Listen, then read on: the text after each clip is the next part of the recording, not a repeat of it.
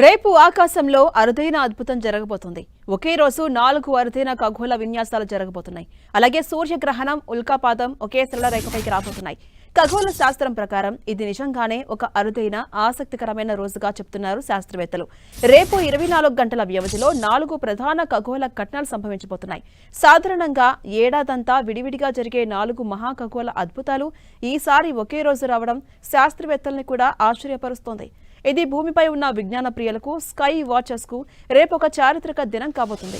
మొదటి ఘటన విషయానికొస్తే, సూర్యోదయానికి ముందు ఆకాశంలో బృహస్పతి, బుధుడు, అంగారకుడు, శని, యురేనన్, నెప్ట్యూన్తో సహా 6 గ్రహాలు ఒకేసారి కనిపించడంతో అద్భుత దృశ్యంతో రోజు ప్రారంభమవుతుంది.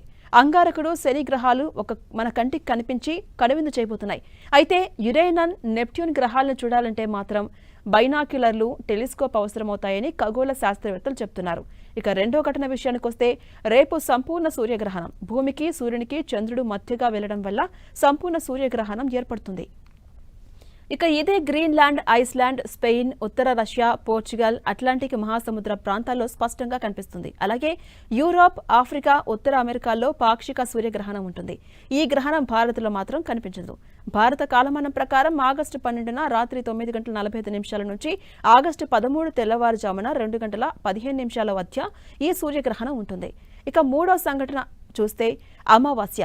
చంద్రుడు అమావాస్య దశలో ఉన్నప్పుడు మాత్రమే సూర్యగ్రహణం సంభవిస్తుంది. ఈ దశలో భూమి వైపు ఉండే చంద్రభాగం పూర్తిగా చీకటిగా ఉంటుంది.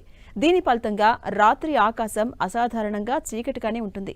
నక్షత్రాలను చూసేందుకు ఆటంకం కలిగించే చంద్రక్రాంతి దాదాపు ఉండదు. ఇక నాలుగవ ఘటన పెర్సీడ్ ఉల్కాపాతం.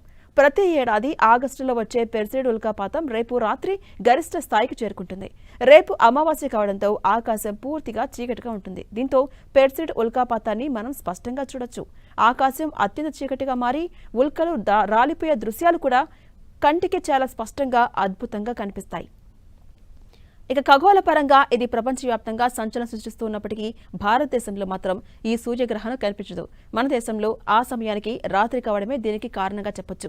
అందువల్ల భారత్లోని ప్రజలకు ఎలాంటి సూతకాలు లేదా భయాలు అవసరం లేదని అటు పురోహితులు కూడా చెప్తున్నారు.